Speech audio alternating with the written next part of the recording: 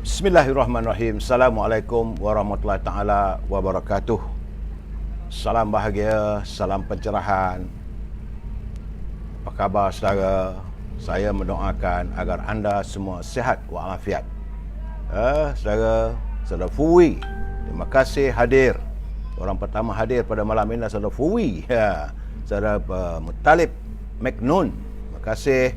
Saudara Abdul Hadi Syarif, saudara Ma'ruf Badur, saudara Syamsul Anwar, saban malam bersama dengan saya tak jemu mendengar labun saya, saudara Syamsul Fahmi, saudara Muhammad Hashim, saudara Oping Temu. Apa khabar saudara? Saya rasa saudara daripada Sarawak agaknya. Begitu juga dengan saudara Majid Yahya, saudara Herman, Waalaikumsalam. Saudara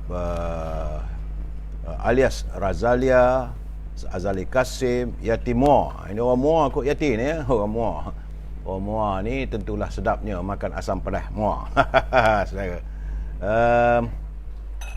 Tidak ketinggalan juga saudara Muhammad Murzam, Niza Cikmat, Said Najib, Johan Al-Bakir, saudara Putra Shah, Muhammad Safari, dan teman-teman yang tak sempat saya santuni satu persatu, saya mohon kemaafan. InsyaAllah akan saya santuni. Kalau saya letak share, like tu tandanya saya menyantuni anda. Tapi jika ada isu-isu yang anda lontarkan, saya akan bawa untuk malam besok dan sebagainya. Saudara, jadi kalau saudara dapat dengar dengan jelas live saya malam ini, sila like and share. Dan juga kalau boleh dia kata join, bukan join, apa ke ayatnya tu tak tahu saya. Jadi masuk sekali ya saudara ya. Baik saudara, saya harus memberi pencerahan tentang kedudukan COVID malam ini. Terlebih dahulu saya ingin menyampaikan salam menjelang hari kemerdekaan saudara ya. Sekarang ini jam sudah pukul 9.30 malam, sekitar lagi 2 jam setengah. Kita akan menerakkan dengan teriakan merdeka saudara ya. Namun begitu, hari ini Isnin 30 Ogos. Saudara, nampak gayanya virus corona masih belum lagi mahu memerdekakan kita saudara. Kerana hari ini walaupun ada sedikit penurunan, semalam 20,579 dan hari ini menurut laporan yang saya dapat, jumlah mereka yang dijangkiti oleh virus corona adalah 19,268 orang. Tinggi saudara ya. Dan mengundang kematian sejumlah hari ini 295. Jumlah jangkitan terkumpul adalah 1,725,357 warga kita. Dan kematian, jumlah keseluruhan kematian yang terkumpul yang dilaporkan oleh Kementerian Kesihatan adalah 16,382. Gitulah gambaran saudara. Masih lagi COVID-19 ataupun virus corona ini melanda, menyerang, menjangkiti warga kita. Sebab itu berkali-kali saya mengingatkan supaya kita jagalah diri kita, jagalah keluarga kita. Kitalah jaga diri kita. Jaga kebersihan diri. Membebel sikitlah saya malam ni saudara, sebab saya tengok masih lagi tak ada penurunan yang ketara. Cuma 19,268. Tinggi saudara. Jadi kalau saudara keluar daripada rumah, balik rumah, pastikan bersih diri saudara dengan sabun, dengan sanitizer, begitu, ataupun kalau boleh mandi terus saudara ya. Jagalah diri kita ya saudara. Yahya, saudara Jamil Idris, apa khabar? Saudara Jamil. Terima kasih, cukup jelas dan clear. Syahidan, saudara Ben Jetek. Hari ini laporannya saudara di Perlis ya. Perlis terus meningkatlah. Semalam 56, hari ini 71. Begitu juga di Kedah, Cik Oi. Aduh, Kedah ni 2,084 hari ni.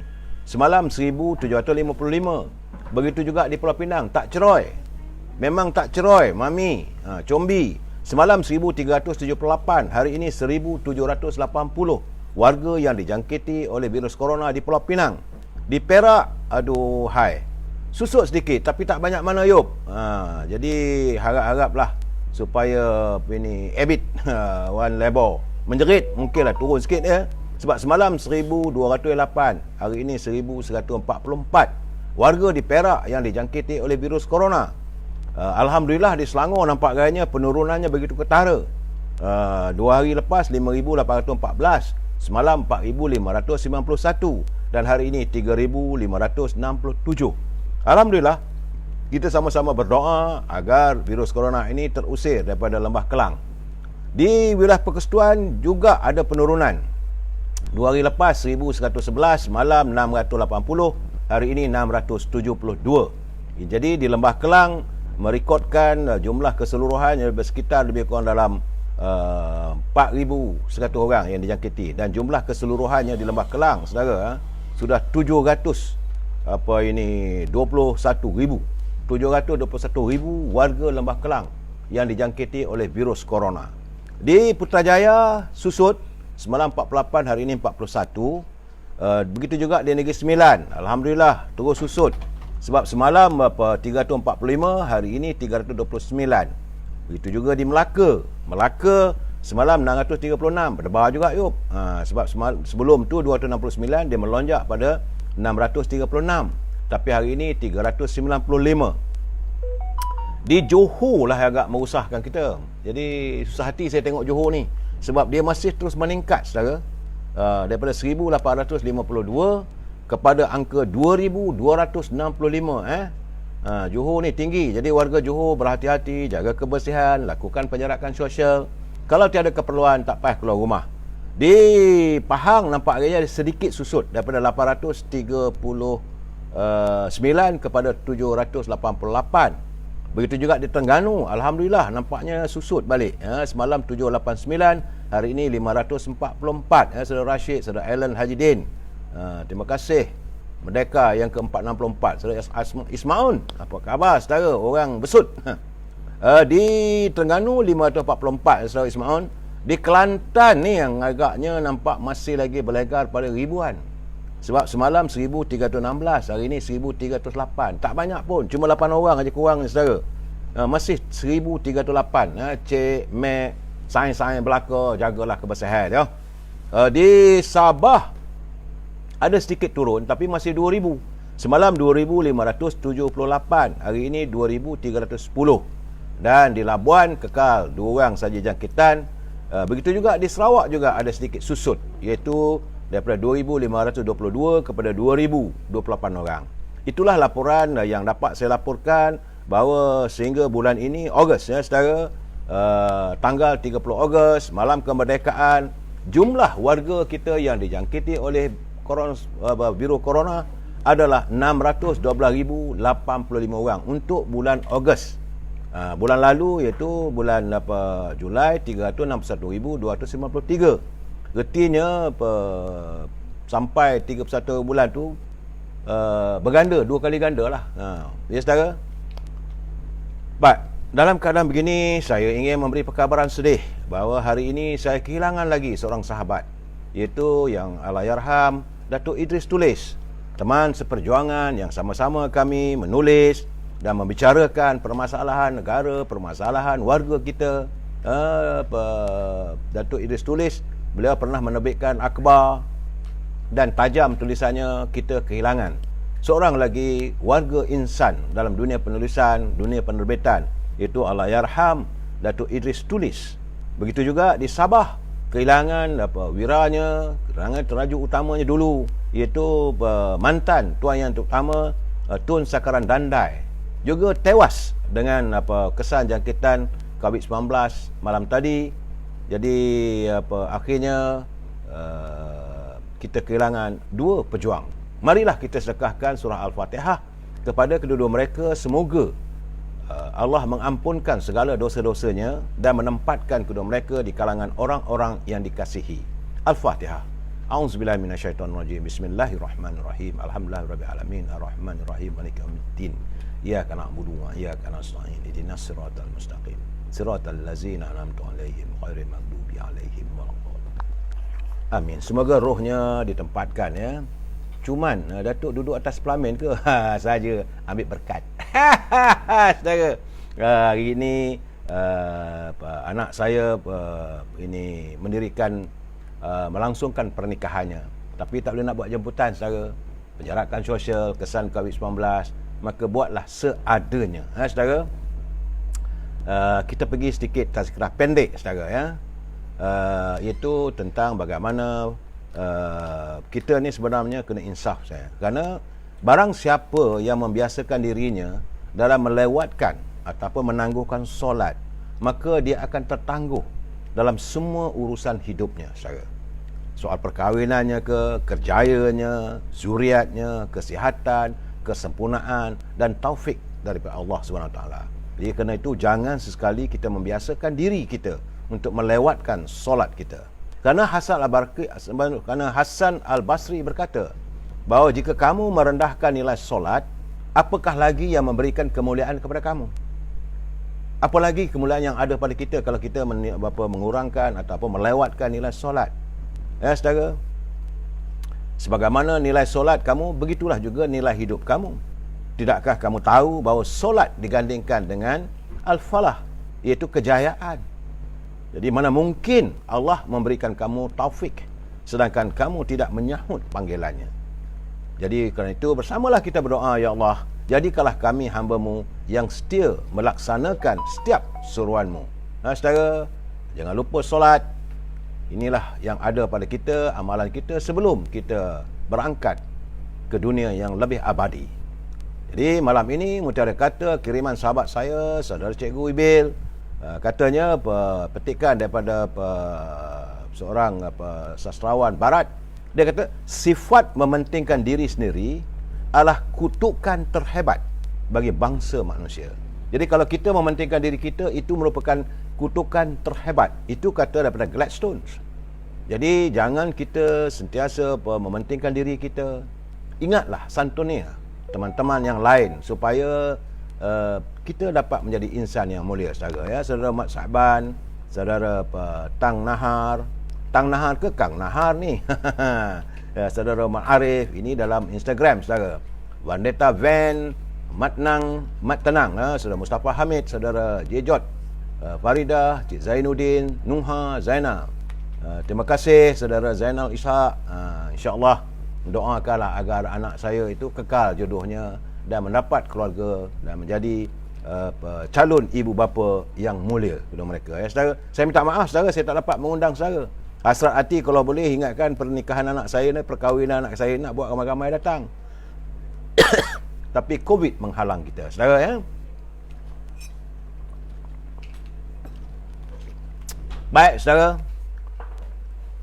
salam kemerdekaan, salam moratorium dan kumpulan wang simpanan pekerja. Saya tak tahu apa khabar teman-teman kita yang berusaha untuk mengeluarkan caruman mereka, apakah mereka memperolehi wang tersebut, saya tak tahu. Doa saya anda tuntas dalam urusannya. Dan kalau ada dapat duit sedikit tu, berhati-hatilah saudara ya. Jangan kita berbelanja atas kehendak kita. Buy what we need, itu membeli apa saja bahan yang kita perlukan, bukan apa yang kita hajatkan. Dan sekali lagi saya mengingatkan pada pimpinan negara bahawa kalau berbelanja tanpa had, tanpa mendapat kelulusan parlimen, tanpa ada semak dan imbang, negara pasti akan muflis. Ya saudara Rahman Yahya, saudara Nuha Fariha. Baik saudara, tajuk perbincangan kita malam ini adalah merdekakah kita? Merdekakah kita? Sebab ni kita nak menyambut 64 tahun kemerdekaan negara saudara. Sebelum itu kita santun dulu pantun Pak Nazir. Terima kasih kepada teman-teman yang mengantar kiriman. Ucap tahniah saya dapat menantu. 2 minggu lepas saya dapat cucu. Hari ini dapat menantu pula. Mudah-mudahan keluarga saya terus membesar dan bahagia mereka. Inilah kehidupan saudara ya. Anak yang kita pelihara dari kecil sehingga besar. Dah besar mula disunting oleh orang. Nampak macam mana saudara ya. Walaupun dia seorang gadis, tapi bila dipinang, mestilah kita lepaskan supaya mereka dapat hidup bahagia. Doa saya mohon pada teman-teman. Barakallah tu. Terima kasih. Ya, saudara Fizul Ismail, ramai mengucapkan terima kasih. Jadi anak-anak saya dengar tu, dia pun rasa bangga lah bahawa teman bapaknya, teman papa ramai yang mengirimkan ucapan tahniah atas pernikahan Mira hari ini. Saudara, baik, kita santun dulu apa kata Pak Nazil. Pantun Pak Nazil ni baik. Kita santun ni bersama saudara. Kata Pak Nazil, adik dipujuk terkejut beruk. Mak Sarah berlembut kata, pemimpin menunjuk teladan yang buruk, menimbul amarah rakyat jelata. Jadi kalau pemimpin memperlihatkan, menggambarkan sikap ataupun teladan yang buruk, tentulah rakyat akan marah. Yang kekhawatiran saya, akhirnya rakyat menyimpan dendam. Saya kata Pak Nazir lagi, berulam makan petai sepapan, mi lakna juga ada. Umpan bukan sebarang umpan, sekali mengena untung berganda. Wah, itu Pak Nazir menyindir mereka-mereka yang termakan oleh umpan. Bagaimanapun kita mengharapkan agar kepimpinan negara dapat terus menyantuni warga bangsa kita. Saudara, sebelum saya membuat pencerahan lagi, saya perlu mengingatkan kepada mereka yang menyunting semula live saya ini dan dimasukkan ke dalam channel YouTube. Anda harus berhati-hati, sebab hari ini saya tengok ada satu live dalam YouTube tu, tajuknya lain, lari sangat-sangat. Dia kata bahawa Datuk Seri Hamzah akan mengerjakan Datuk Seri Zahid, sedangkan tak maksud begitu, saudara. Jadi sebab itu saya nak bagi tahu kepada teman-teman, kalau anda nak menyunting tu, suntinglah sepenuhnya, lari daripada tajuk. Terima kasih Saudara Syahrudin. Lari, jangan sunting sekerat-sekerat. Bila sunting sekerat, lepas tu anda bubuh tajuk yang bukan-bukan. Jadi ini boleh menimbulkan masalah. Sebab itu saya katakan, kalau nak pakai, nak salin balik dalam YouTube, saya izinkan. Saya tahu ada kadang-kadang boleh mendapat penghasilan dan sebagainya. Boleh, tak ada masalah.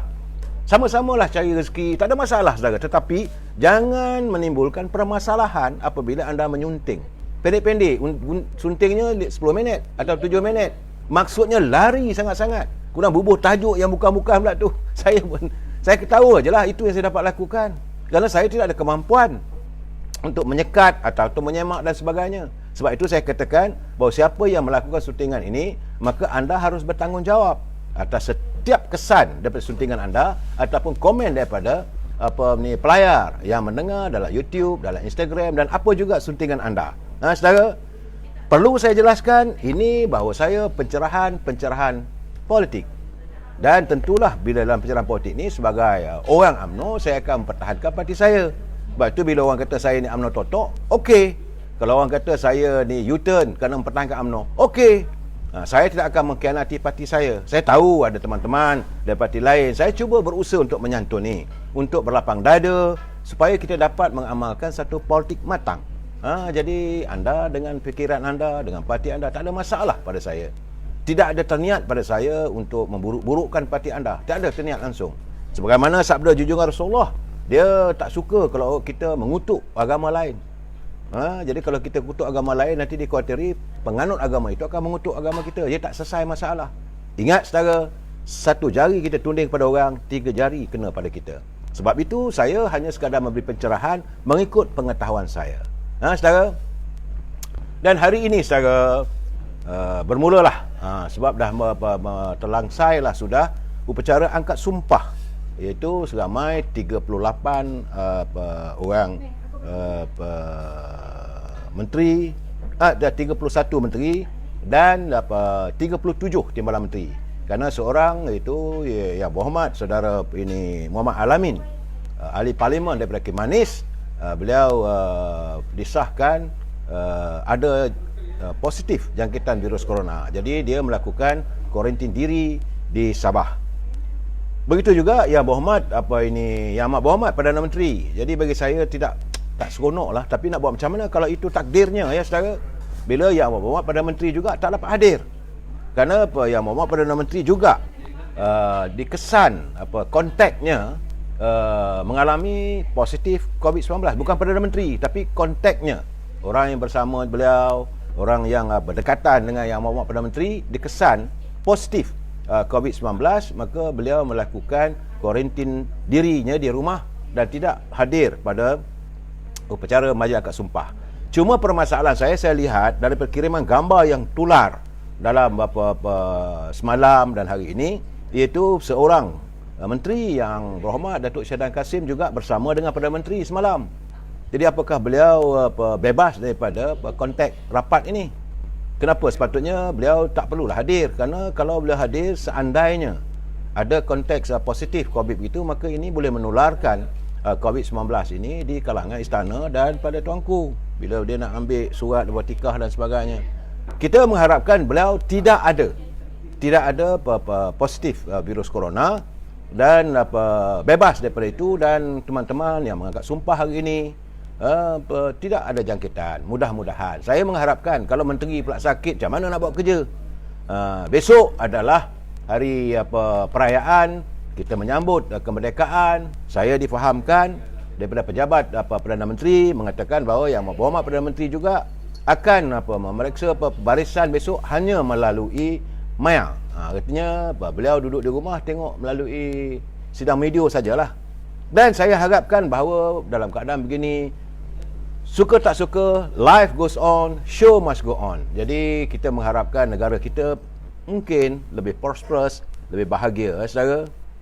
Sebab saya amat khawatir lah. Sebab itu saya sepatutnya nak mengulas tentang pelantikan dan sebagainya. Saya ingat malam besok lah saya ulaskan, sebab malam ini mood kita adalah mood kemerdekaan, saudara. Cuma selalu saya katakan, kalau menyalin, ini saudara Arif Said, dia kirim pantun pada saya.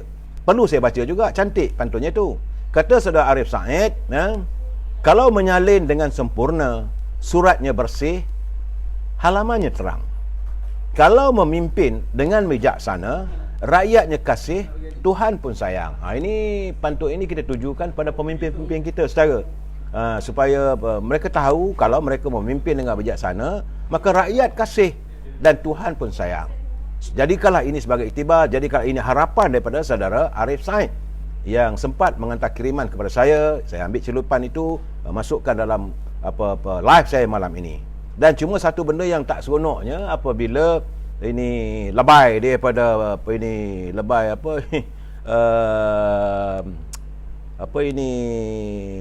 Mokhtar Senik ni.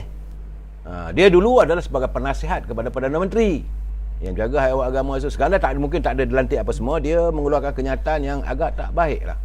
Saya tengok tak sepatutnya begitu. Saya kata kadang-kadang lebay ni bila nak melahirkan pandangan dan pendapat tu, fikirlah sama ada ianya menyantuni dan tidak mengecil hati orang.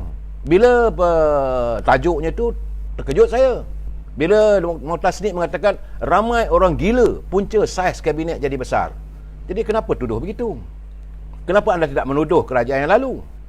Bukan saya nak mempertahankan Datuk Ismail Sabri, tidak. Tapi dulu kamu jadi penasihat Perdana Menteri. Tak ada pula kamu kata orang gila, ramai orang gila. Hari ini bila saya dah bagi penjelasan semalam kenapa dilantik ramai orang dan sebagainya.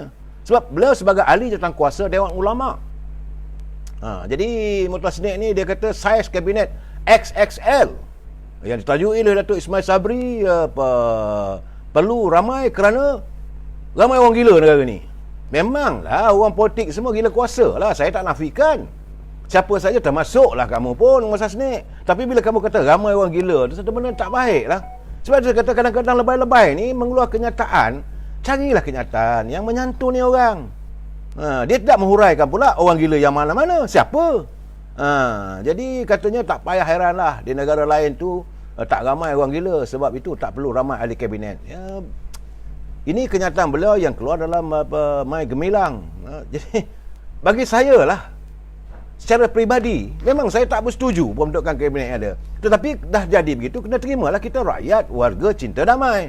Kita nak tengok mungkin pimpinan yang berhormat Datuk Ismail Sabri ini akan melakukan sesuatu untuk rakyat. Setelah kita dikecewakan oleh pimpinan Pakatan Harapan 22 bulan, kemudian yang amat berhormat Tan Sri Muhyiddin, kita berdoalah kalau berterusan begini sampai bila. Saya dah berkatakan bahawa kalau kita merasakan begitu, terbaik UMNO menuntut supaya diadakan pilihan raya umum. Itu cara terbaik. Jadi tapi beliau sebagai pimpinan Dewan Ulama PAS ni mengeluarkan kenyataan begitu. Apakah ini budaya dalam PAS?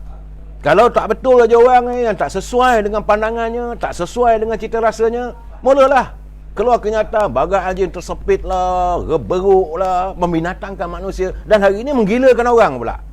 Gamaknya kalau kamu dilantik sebagai menteri, lantik sebagai senator, taklah gila, 40 orang pun tak apa, 50 orang pun tak apa. Tak begitu. Ini pandangan saya. Saya tak suka. Terus terang saya katakan, saya minta maaf lah pada warga PAS, mungkin saya tak setuju dengan saya.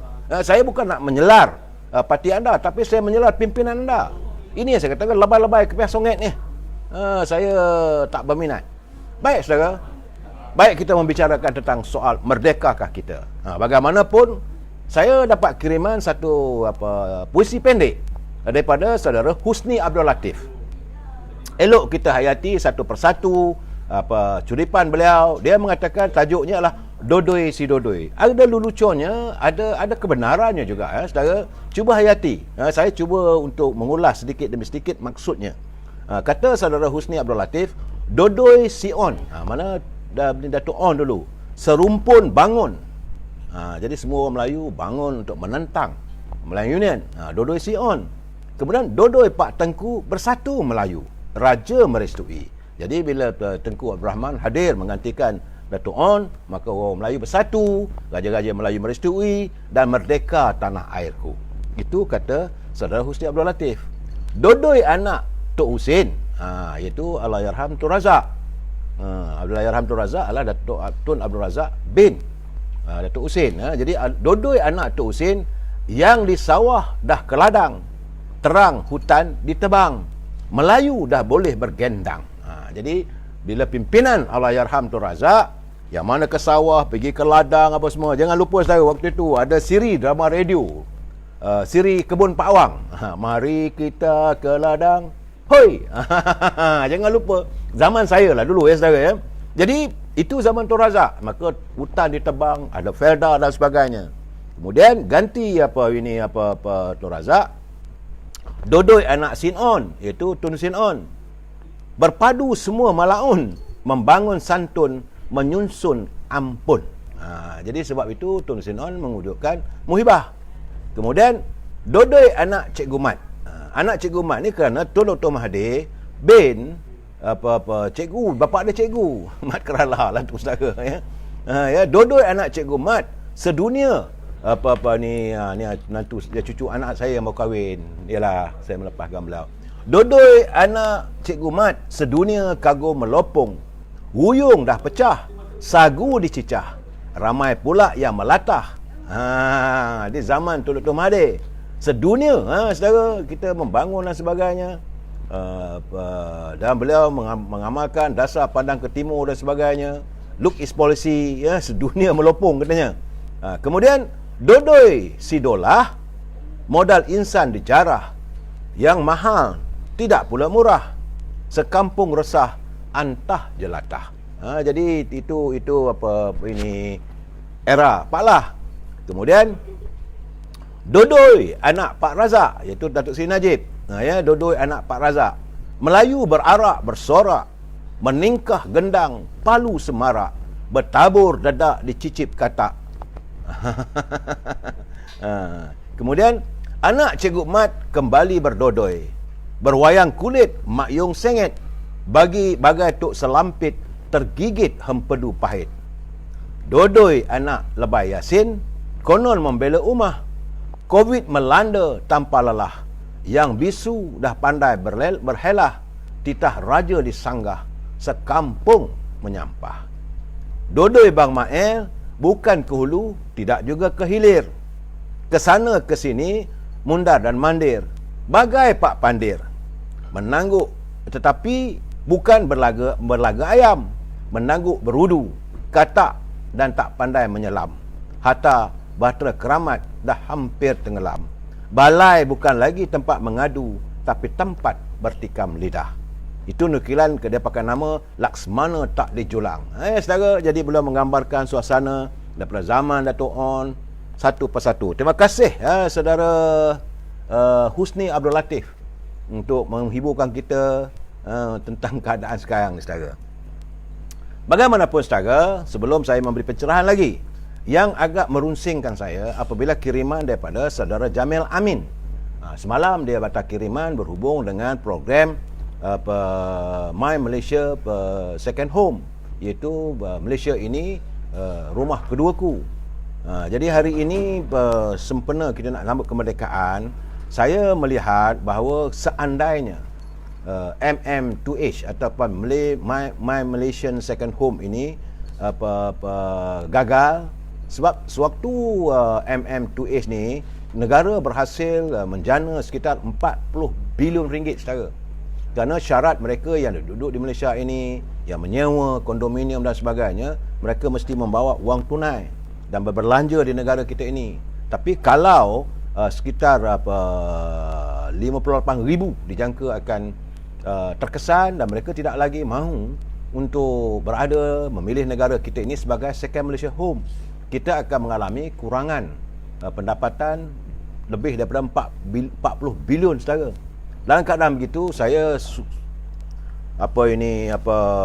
gusar juga apabila beliau mengatakan bahawa kedudukan ringgit Malaysia masih menjunam, iaitu pada kadarnya, katanya pada kadar antara tukaran antara Malaysia dengan ringgit Malaysia dengan dolar Amerika, pada $1 RM4.20 ke RM4.40. Ini terlalu tinggi tukarannya. Bagi perdagangan komoditi, sebab kita berniaga minyak, minyak sawit, getah, itu mungkin melonjakkan harga komoditi. Tetapi bagaimana pula dengan import barangan makanan?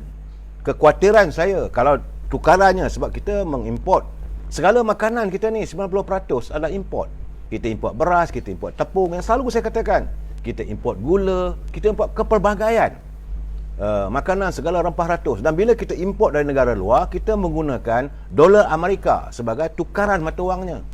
Kalau dengan keadaan begini tinggi, contoh paling mudah saya kata, seandainya untuk satu kilo beras, kalau selama ini cuma RM3.50, kerana $1 Amerika RM3.50, ataupun yang terbaru dulu RM4.15. Jadi 1 kilo tentulah RM4.15. Tetapi apabila dia melonjak pada RM4.20 ke RM4.40, jadilah 1 kilo beras itu RM4.40. Itu tak termasuk lagi kos-kos pengangkutan yang lain. Maka artinya harga barangan makanan melonjak. Ini kekhawatiran saya, dan paling saya takut adalah apabila ringgit Malaysia terus dalam keadaan merusuk, jadi kita tak dapat membawa makanan. Harganya tinggi dan pembekal-pembekal. Dan lebih sepatutnya saya dah katakan bahawa kita harap Menteri Perdagangan Dalam Negeri dan Haiwan Pengguna segera menangani masalah ini. Kerana negara pengeluar makanan sekarang ini mereka mengurangkan dia punya penghasilan kesan daripada COVID-19 ataupun virus corona yang melanda seluruh dunia. Jadi sepatutnya sekarang ni kita kena ada stok makanan sekurang-kurangnya 3 bulan ataupun setahun. Tapi kalau dengan adanya ringgit Malaysia yang begitu merosot, tentulah ia akan meningkat lagi harganya dan menyusahkan rakyat. Ini yang perlu ditangani oleh kerajaan pimpinan Yang Amat Berhormat Datuk Ismail Sabri. Saya bagi tahu terus terang, mesti bagikan menjamin kehidupan rakyat yang tidak terjejas untuk mendapat sumber makanan, beras, tepung, gula, minyak. Memanglah kita penghasilan minyak masak kita. Bagaimana dengan rempah ratus? Segala ini kita ni sebiji lada pun kita import dari luar. Begitu juga dengan sayur-sayuran, kobis pun kita import dari Indonesia. Bagaimana ikan yang kita beli daripada Indonesia, kita beli daripada Vietnam, kita import daripada Thailand. Walaupun kita ada nelayan, tetapi nelayan kita dalam keadaan tak bermaya. Zaman Datuk Seri Najib, dia adakan skim bantuan bagi bot kecil supaya nelayan pantai ini dapat melaksanakan ataupun berusaha mencari pendapatan.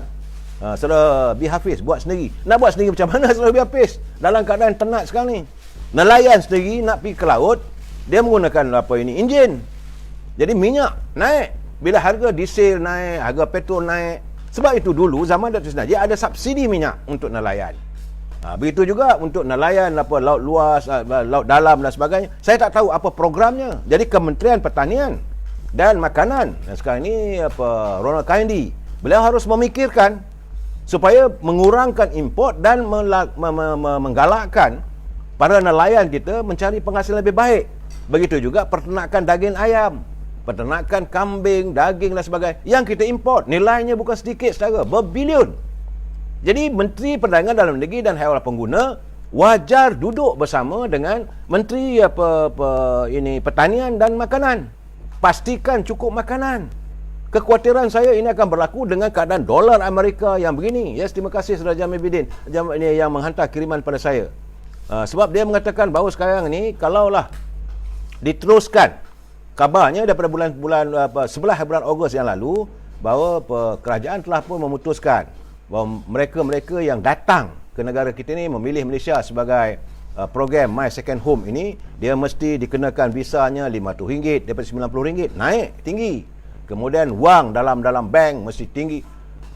Tujuannya katanya untuk mengurangkan kehadiran warga asing ke negara kita. Bagi saya, kalau setakat 150,000 orang, 500,000 orang, tak banyak mana pun. Yang kita runsingkan adalah kehadiran pekerja asing. 5-6 juta yang ada sekarang ni, dan 2-3 juta kabarnya yang tidak dapat didaftarkan dan sebagainya. Ini yang perlu diusahakan. Kalau mereka yang datang ini, kebanyakan mereka yang memilih Malaysia sebagai destinasi untuk My Second Home program, mereka ini terdiri daripada orang-orang warga pencen. Selalunya datang daripada Jepun, datang daripada Korea, datang daripada negara China. Mereka punya banyak wang untuk datang berehat seminggu, 2 minggu. Kerana mereka punya visa, boleh masuk, mudah apa semua. Jadi mereka datang berbelanja. Kesan daripada kalau mereka tidak lagi memilih Malaysia, tentulah mengakibatkan pemilik-pemilik kondo ataupun rumah-rumah kondominium ataupun rumah-rumah mewah tak dapat lagi pendapatan. Akan mengakibatkan hartanah, bangunan dan sebagainya akan mengudum. Pemilik-pemilik kondominium, pemilik-pemilik rumah mewah ini tak ada orang menyewa dah. Dan pemaju-pemaju juga akan kolaps. Satu. Yang kedua, kesannya juga hotel. Selalunya mereka datang sini duduk seminggu, 2 minggu. Bila mereka duduk di sini, tinggal menetap selama seminggu, 2 minggu, merancakkan ekonomi bidang perhotelan. Dan begitu juga F&B, makanan. Kalau mereka tak datang, bukan sedikit saya kalau setakat 150,000 orang, 400,000 tak datang, kesannya terlalu tinggi. Bukan sektor pelancongan, ini program yang diunjurkan oleh Datuk Seri Najib dulu tu, memujuk orang yang dah pencen, umur 60 tahun, 70 tahun, dan kadang-kadang mereka memilih Malaysia ini sebagai destinasi melalui program mendapat rawatan eksklusif. Jadi melancong sambil mendapat rawatan. Ini diujikan zaman Datuk Seri Najib. Keadaan ini sekarang dah tak menentu sebab hospital pun sekarang ni dah dijual. Bukan milik kita, milik orang lain. Jadi keadaan ini akan menyumbang kepada kemerosotan ekonomi negara kita. Begitu juga bila mereka keluar, bawa duit keluar, dia takkan bawa keluar begitu saja sebab mereka datang itu hari menyimpan wang. Seorang-seorang ada 200,000, 300,000. Kalau sebegitu ramai, 40 bilion dia bawa keluar, maka institusi perbankan lebih terkesan. Saya tak katalah bahawa akan kolaps, tapi terkesan yang amat sangat. Ditambahan pula dengan tidak adanya pendapatan yang dapat dijana daripada percukaian. Sebab ekonomi tak berjalan. Kesan 2 tahun dah pandemik ini. So, dalam keadaan begini, saya mengharapkan agar pimpinan negara dapat memikirkan. Yang kita marah, kita tak setuju datangnya buruh-buruh asing yang mengambil tempat bidang pekerjaan penduduk tempatan. Mereka ini perlu ditangani sebaik mungkin. Tetapi kalau pelancong datang bawa duit, apa masalah? Mereka duduk 2 minggu. Kalau ada penyakit, hantar ke hospital. Kita kuarantin mereka, duduk di rumah. Tapi yang membawa gejala virus corona ini adalah pekerja-pekerja kilang. Pergi ke supermarket, pergi ke sana, ke sini. Ini masalahnya sebenarnya. Saya terima kasih pada sahabat kita yang mengirim saudara Jamil Amin. Beliau mengantar kiriman pada saya, dia concern. Kita pun concern. Saudara, itulah keadaan yang kita alami sekarang. Kita mengharapkan agar pimpinan negara yang dah angkat sumpah hari ni, besok sambutan merdeka, lusa kena terus bekerja. Baik saudara, apa arti kemerdekaan? Kemerdekaan artinya kita bebas daripada cengkaman penjajah. Kita menjadi sebuah negara yang berdaulat.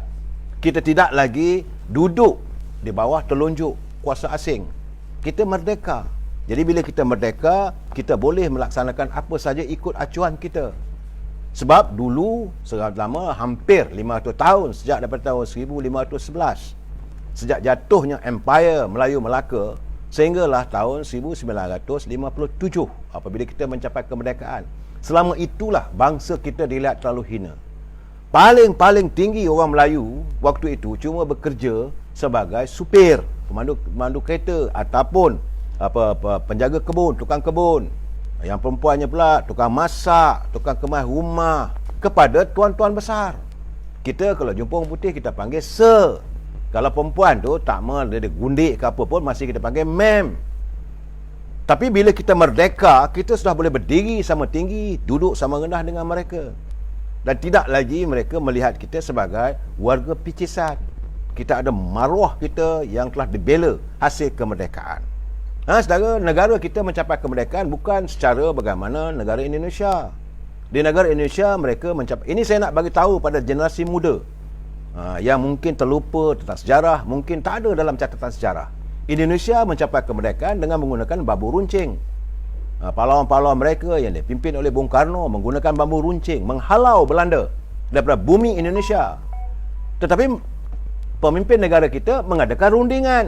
Kita mencapai kemerdekaan di meja bulat. Itulah aspirasi Malaysia, orang Melayu kita di Malaysia ini, di bumi tercinta ini, melalui meja bulat, meja rundingan. Akhirnya kita mencapai kemerdekaan.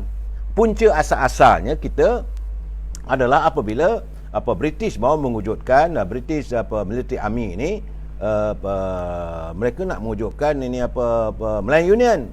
Kita menentang. Penentang utamanya dipimpin oleh pemimpin-pemimpin yang menganggotai Parti UMNO. Sebab itu saya katakan UMNO ni asalnya adalah untuk memperjuangkan martabat maruah raja-raja Melayu. Jadi kita tak mahu British ataupun Inggeris masih telah mencengkam, meletakkan raja-raja Melayu di bawah cengkaman mereka. UMNO berjuang pertama, kemudian meneruskan perjuangan menuntut kemerdekaan. Maka akhirnya kita mencapai kemerdekaan. Sebelum tu pun. Tetapi kalau kita lihat dari titipan sejarahnya, orang Melayu sebelum itu tak berani pun nak sebut merdeka ni. Zaman Belanda, zaman Sepanyol, zaman British, Melayu cuma bangkit setelah dia diajar oleh Jepun dengan penampar Jepun. Ertinya orang Melayu ni kena bagi penyepak dulu, baru dia bangkit, baru dia sedar. Kalau tidak nanti dia leka, yes ma'am, tuan. Jadi orang berkata, yes Muhammad, awak duduk sini ya. Ini makanan untuk awak. Terima kasih tuan. Orang Melayu tak boleh dibelai. Dia mesti dikejutkan. Jadi yang mengejutkan orang Melayu ni adalah Jepun. Dia kena penyepak Jepun, kena minum ini air sabun, dipijak perut. Ini sejarahnya, saudara. Ini untuk anak-anak muda. Baru orang Melayu sedar kita perlu mencapai kemerdekaan. Kalau tidak nanti selama itulah bangsa kita dihina. Sebab Jepun kalau datang waktu mereka menjajah daripada 2 tahun, habis anak-anak dara semua kena sebat. Habis. Bila tentera Jepun lalu je dekat rumah, terpaksa ibu bapa tu suruh anak dara tu masukkan dalam peti-peti tempayan, duduk bawah rumah, bawah kolong, kerana dia akan diperkosa oleh tentera Jepun. Berapa ramai anak-anak muda kita dibawa pergi ke sempadan di Burma untuk membina landasan kereta api maut. Ramai. Jadi dengan keadaan begitu, Melayu timbul kesedaran. Dan apabila kita Jepun surrender dan negara kita pula datang pula komunis bintang 3 memerintah selama 16 hari, baru ada kesedaran apabila orang Melayu kita, pejuang-pejuang bangsa kita ditembak, dibunuh dan sebagainya, termasuklah Allahyarham datuk saya yang ditembak oleh komunis. Timbul kesedaran lagi. Tapi kita tidak menuntut dengan menggunakan senjata, kita menuntut dengan perundingan. Dan akhirnya kita mencapai kemerdekaan hasil daripada perundingan. Dan waktu perundingan itulah John Reid membuat perlembagaan negara kita di London. Satu benda yang perlu tahu, bahawa perlembagaan kita ini bukan hanya ditandatangani ataupun dibuat oleh pakar-pakar undang-undang daripada negara kita, daripada negara British, tidak, termasuk seorang, iaitu peguam daripada Pakistan.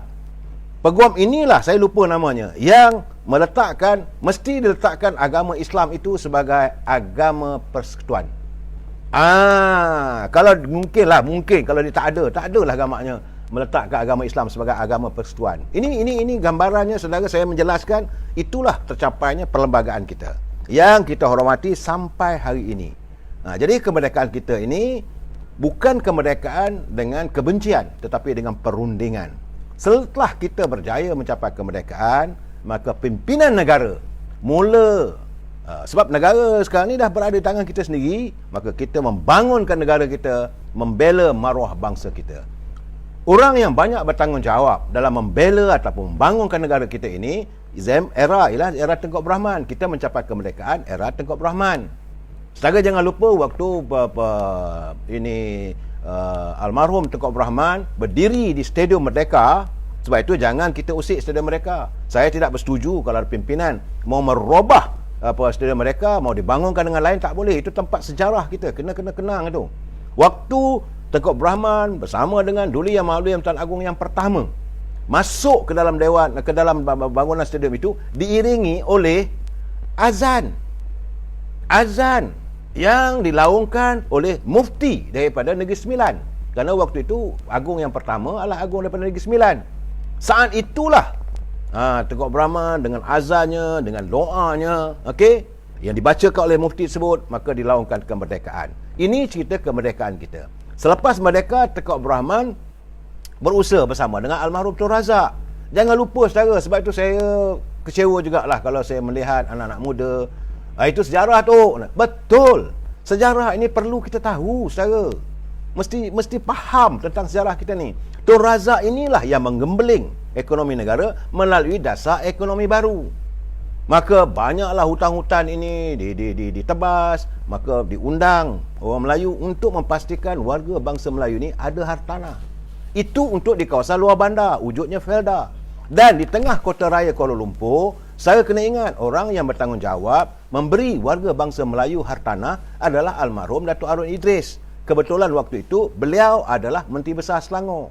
Dia tak bagi tanah-tanah ini di Kuala Selangor. Dia tak bagi tanah-tanah ini di Kedangsang ataupun di Uluyam. Tidak. Dia memberi tanah-tanah ini kepada warga bangsa kita ini di kawasan persekitaran kota raya. Di Selayang, kawasan yang dipanggil sebagai pinggiran kota, di Ceras. Walaupun waktu itu bergelas tenggan, tapi mereka akhirnya mendapat tanah itu milik mereka, seperti di Kampung Baru dan sebagainya. Maka dia membangunlah ekonomi bangsa kita. Malangnya, ini saya katakan malangnya negeri kita ni selepas kita mencapai kemerdekaan, selepas tragedi 13 Mei, apabila almarhum Tun Razak dah tak ada, Tun Hussein On pula tak lama memimpin negara kita. Jadi bicara saya malam ini tentang perjalanan kemerdekaan kita, datang Tun Dr. Mahathir. Tun Dr. Mahathir cuba mewujudkan satu legasinya, iaitu legasi sebagai dasar pengswastaan. Merubah daripada dasar ekonomi baru kepada dasar pengswastaan. Dasar pengswastaan inilah yang terkumpulnya. Dia kata juga ramai orang korup, ramai orang perompak, ramai orang penyamun. Kalau tak ada dasar pengswastaan ini, maka harta kita ataupun keberhasilan negara ini dapat dibagi sama rata untuk rakyat. Saya bagi tahu contoh almarhum Tun Razak, dia buat lebuh raya timur barat daripada barat ke timur di Kelantan, percuma. Kemudian dia buat lagi lebuh raya daripada utara ke selatan, percuma. Tapi bila Tun Dr. Mahathir datang pengswastaan, maka lebuh raya ini diswastakan, ada tol. Jadi apa untungnya pada kita? Dan banyak kontrak-kontrak yang diberi mengikut perundingan. Akhirnya rakyat melihat bahawa UMNO ni korup. Itulah puncanya apabila orang mengatakan UMNO itu korup. Orang tak kata UMNO itu korup era kepimpinan Tun Razak. Orang tak kata UMNO itu korup era Tun Hussein On. Tapi 22 tahun Tun Dr. Mahathir mentadbir negara kita ini dengan dasar penswastaan. Berapa ramai ada kroni-kroni yang memperoleh kekayaan. Sebab itu, antara Dr. Mahathir dengan Tengku Razali Hamzah ada perbezaan yang begitu ketara. Tengku Razali Hamzah wujud dan mentadbir negara ini bersama dengan Tun Razak. Beliau bersama-sama dengan Tun Razak, Tun Hussein On mencari jalan upaya dalam melaksanakan menjayakan dasar ekonomi baru. Jadi dengan keberhasilan negara waktu itu, alhamdulillah Allah SWT mengurniakan bumi kita ini. Ada hasil minyak.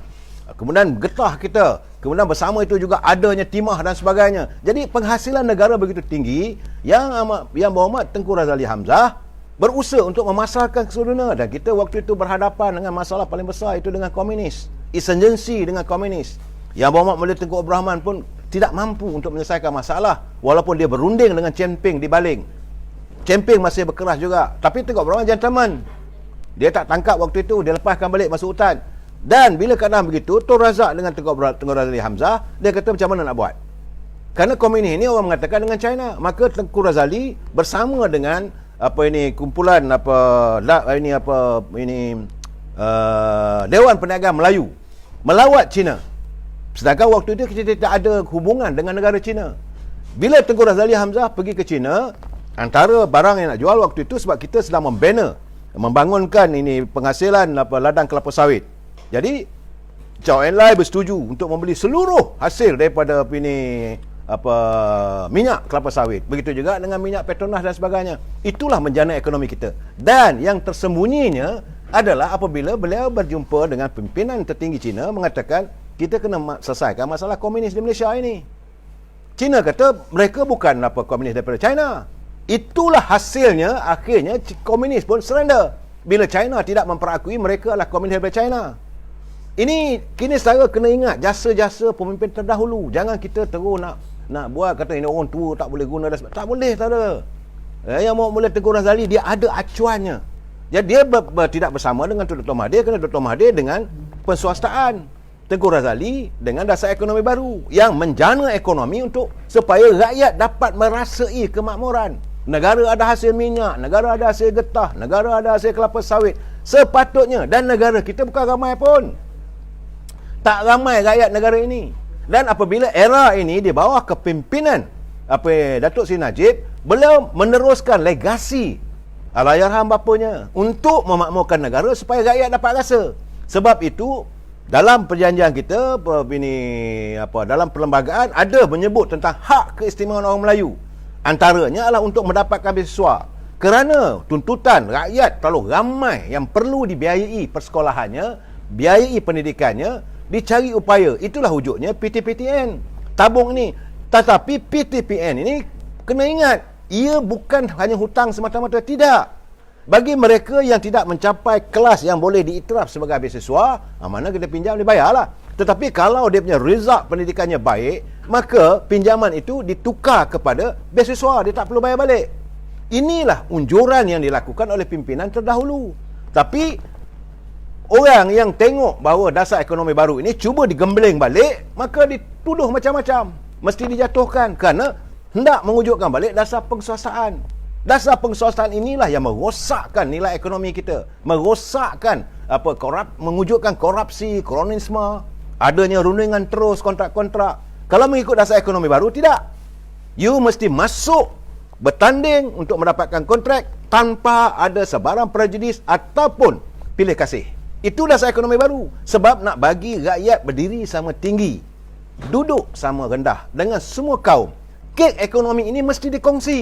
Itu dasar ekonomi baru. Saya tak tahulah sama ada pimpinan terbaru yang Mak Berhormat Datuk Ismail Sabri dapat melaksanakan kembali. Sebab beliau adalah anak kelahiran Pahang. Yang mewujudkan dasar ekonomi baru ini adalah almarhum Tun Razak, yang cuba diunjurkan oleh Datuk Seri Najib. Sebab itu Datuk Seri Najib kalau saudara lihat, dia usaha bagi macam-macam bantuan supaya kek ekonomi ini dapat dikongsi. Kalau you pemandu teksi, ada subsidinya. Kalau kamu nelayan, diberi subsidi untuk kamu mencari penghasilan di laut. Kalau kamu sebagai petani, baja pun bagi percuma. Kalau kamu lebuh raya, yang baru diwujudkan antara Pen Borneo, antara Sabah dan Sarawak. Itu lebuh raya yang percuma, tak ada tol. Tapi benda ini gagal apabila kerajaan Barisan Nasional kalah. Ini keadaan. Secara jangan selalu kata UMNO ni korup, UMNO. Itu bukan. Memang saya tidak nafikan bahawa ada pimpinan yang mengkhianati perjuangan. Saudara, saya cakap terus terang, kewujudan Universiti Kebangsaan Malaysia di Bangi asasnya adalah untuk mempertingkatkan bahasa Melayu. Cuba buka balik. Saya minta profesor-profesor, mereka yang memimpin, yang mengajar di Universiti Kebangsaan UKM di Bangi itu, cila buka buku perasmian. Apa kata Tun Razak? Beliau almarhum mengharapkan dengan wujudnya Universiti Kebangsaan ini, maka memertabatkan bahasa Melayu, supaya bahasa Melayu ini dapat dijadikan bahasa ilmu kerana ia dijadikan bahasa pengantar. Yang kedua, supaya bahasa ilmu ini dapat dijadikan bahasa dagang, dapat dijadikan bahasa global. Tapi malangnya saudara, saya cakap terus terang, saya juga kecewa profesor-profesor yang berada di Universiti Kebangsaan lebih suka bercakap dalam bahasa Inggeris. Cuba dengar mereka bercakap. Mereka tidak mahu mendaulatkan bahasa Melayu. Dewan Bahasa gagal untuk mendaulatkan bahasa Melayu. Sedangkan kita ada akta bahasa. Hancur bocai, berderai habis bahasa Melayu ni. Nilai dah tak ada. Kerana mereka yang dipertanggungjawabkan sebagai penyelia untuk melihat perkembangan bahasa ini tidak terlaksana dengan baik. Saya tetap percaya pergilah ke Universiti Kebangsaan. Saya tak tahu sama ada sekarang ini apakah Universiti Kebangsaan Malaysia masih lagi menjadikan bahasa pengantarnya adalah bahasa ini Melayu. Ini keadaan saudara. Saya tak nak blame sesiapa, tapi saya melihat dalam aroma kemerdekaan yang kita akan sambut sebentar lagi. Tak lama lagi pun saudara, lebih kurang dalam 2 jam lagi. Jadi marilah kita sama-sama memperkukuhkan tekad kita untuk melihat kembali, untuk mengembalikan semula hak warga bangsa kita, hak bangsa Melayu sebagai dominan di bahasa ini. Dan kita tidak resis, kita tidak menafikan hak orang lain, tidak. Jadi macam Felda yang diunjurkan oleh Tun Razak itu benar baik dan cuba dibawa ke Sabah dan Sarawak. Malangnya pimpinan dalam Felda mereka tidak dapat melihat bahawa impian sebenarnya Felda itu. Kerana itu di Sabah Sarawak Felda tak sama dengan Semenanjung. Sebab itu membuatkan warga di Sabah, warga di Sarawak terasa bahawa mereka ni dipinggirkan. Kerana Felda di Sabah Sarawak milik syarikat. Kita di sini satu orang peneroka dia dapat 10 ekar. Sepatutnya itu jugalah kita wujudkan di Sabah dan Sarawak. Betul, saya dilihat sebagai seorang menentang. Memang saya akan menentang kerana saya melihat bahawa aspirasi rakyat tidak terjelma. Kerana kita tak mahu melihat kekayaan negara ini dibulut oleh orang tertentu saja melalui dasar pensuasaan. Ini dasar ekonomi baru. Warga Sabah yang mana tanah begitu banyak, pemimpin harus meracik-racikkan tanah itu bagaimana buat Felda. Supaya satu orang dapat 10 ekar, 10 ekar, 10 ekar, tanam dan jadikan sebuah perladangan yang besar. Sebab Sabah dan Sarawak besar. Jadi kenapa tidak digemling? Kemudian soal bahasa, soal kewangan negara, kemudian soal beasiswa dan jaminan untuk pekerjaan. Kenapa kita mengundang orang dari luar untuk bekerja dalam kilang-kilang kita? Kita banyak. Tapi masalahnya macam saya katakanlah, hartanah kita adanya pengkhianat. Saya menganggapkan mereka yang berada di anjung kuasa yang tidak melaksanakan hasrat ataupun naluri yang ada dalam perlembagaan negara itu, mereka sebagai pengkhianat. They are the traitors to the state. They are traitors to their own races. Saya tak kisahlah. Sebab kalau ikut perlembagaan itu jelas kita menyantuni semua kaum dan kita juga ada rukun negara. Di Indonesia mereka menyantunkan segala kaumnya, sama ada dia daripada keturunan India, Jawa ke, Boyan ke, Mendeling ke, Minang ke, disantunkan di bawah satu bentuk Pancasila. Dan kita di Malaysia ada. Iaitu tak kisahlah kamu anak Melayu ke, anak Cina ke, anak India ke, Iban ke, Kadazan ke, Dayak, semua saja warga Malaysia ini berada di bawah rukun negara. Sebab itu sahabat malam saya mengatakan kita warga cinta damai, bahawa kita mahukan harmonis. Di bawah rukun negara, fakta pertama kamu mesti ada agama. Kalau kamu tidak ada pegangan agama, kamu tak layak jadi rakyat Malaysia. Kemudian kamu mesti taat dan setia pada negara dan raja-raja Melayu. Ini paksi rukun negara kita ni. Kemudian ada kedaulatan, undang-undang dan rukun negara. Jadi ini keadaannya. Kesosialan kita menyantuni sosial pelbagai kaum. Kalaulah rukun negara ini diamalkan, diterjemahkan di semua setiap jabatan kerajaan, saya tidak nampak adanya korupsi. Kalaulah perlembagaan itu diterjemahkan, tidak akan ada korupsi. Kalau dasar ekonomi baru wujud, diteruskan, saya tak nampak ada elemen korupsi. Sebab pemberian kekayaan negara ini perlu dimiliki oleh semua warganya. Kita negara yang makmur. Kita berbeza dengan Singapura. Betul lah, ini pada lebay tu dia kata Singapura pula ada padi. Saya terkejut. Kita ni berbeza dengan Singapura. Tak ada hasil. Ada kilang sedikit. Negeri kecil tetapi boleh menjana ekonomi yang sebegitu hebat. Kenapa kita tak boleh? Kerana adanya tangan-tangan yang khianat pada bangsanya. Jadi saya mengajak teman-teman, sempena malam kemerdekaan, sebelum kita jeritkan kemerdekaan, sama ada anda berada di anjung kuasa sebagai menteri, sebagai timbalan menteri, sebagai ketua jabatan, sebagai warga bangsa, kita harus meneriakkan kemerdekaan dengan satu tekad. Kita harus memerdekakan bangsa kita. Kita harus memerdekakan rakyat untuk tidak jadi pengemis di bumi sendiri.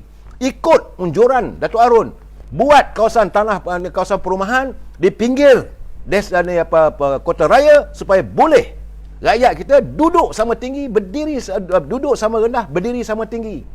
Bukan tak ada pimpinan terdahulu, ikutlah. Tapi masalahnya sekarang ni, kebanyakan mereka meletakkan kepentingan diri, mengatasi segalanya. Cukuplah. Jangan anda lagi menipu rakyat, jangan anda menghina rakyat, jangan sesekali membiarkan rakyat rasa terasing di buminya sendiri. Mari kita olah kemerdekaan ini, sempena 64 tahun ini, kita cipta satu bangsa yang benar-benar merdeka, yang bersatu padu di bawah sebuah negara bernama Malaysia. Selamat malam. Wabillahi taufiq wal hidayah. Assalamualaikum warahmatullahi taala wabarakatuh. Jumpa lagi malam esok.